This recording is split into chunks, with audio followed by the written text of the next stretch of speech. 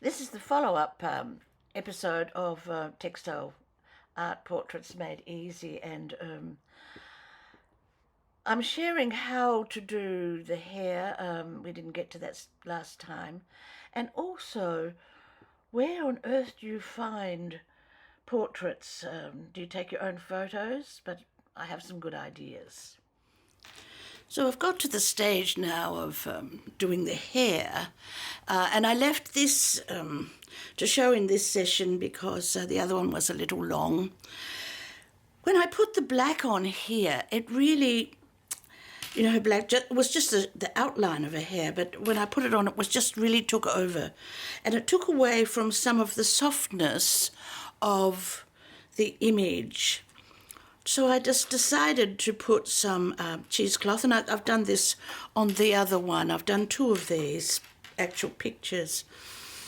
So at this stage now, everything's quilted here and outlined with a little back stitch around here too, and now I'm doing the slow stitching, and that's something that I can do at leisure. I actually take it with me when I'm going somewhere, and I need to do some more. I'll probably take it overseas with me in the next few weeks and stitch it as I'm travelling in the bus. And I will fill all of this area, all of this, with slow stitching so that this part will come out, will just rise out of the picture. And so there's no quilting on here. But, and I did do quilting on the face in the last one, but I've added some seed stitching up here, and I like to change colours as well.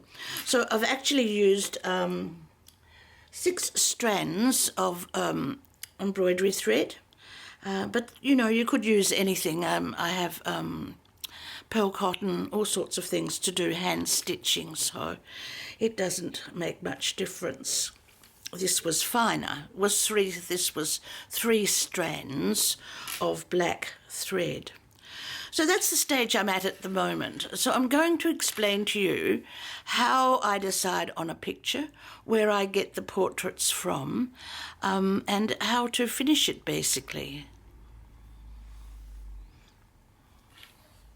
So I'm very lucky. I have my own travel company, and I take people around the world teaching them about textiles and photography and colour and portraits. So these are some of my photos, and I have an unending supply of beautiful photos of portraits. But they're not always exactly what I want. So I have embraced AI, very, very simple, and it looks difficult, but it's not.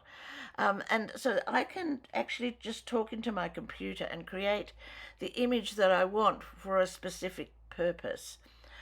All of these are done with the purpose of creating a portrait. Now, I love this one, and I was able to create the lines on her face just by talking into the computer, and I love the red and white, and I just like the angle of her head. This is the next one I'm going to do, and it'll be quite a large one.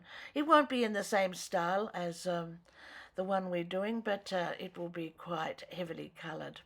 And I can make them into any genre. I can choose any genre that I want for my for the subjects. Some of them are impressionists, and as a lady of a few older years, I like the character of older faces. We need to do those rather than I don't do those beautiful foo-foo pictures.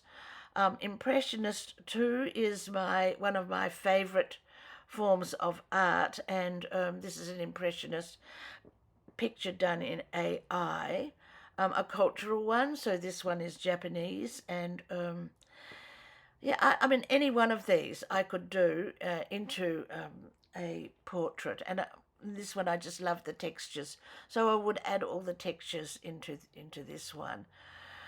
And I think it has a lot of pathos. It's very interesting.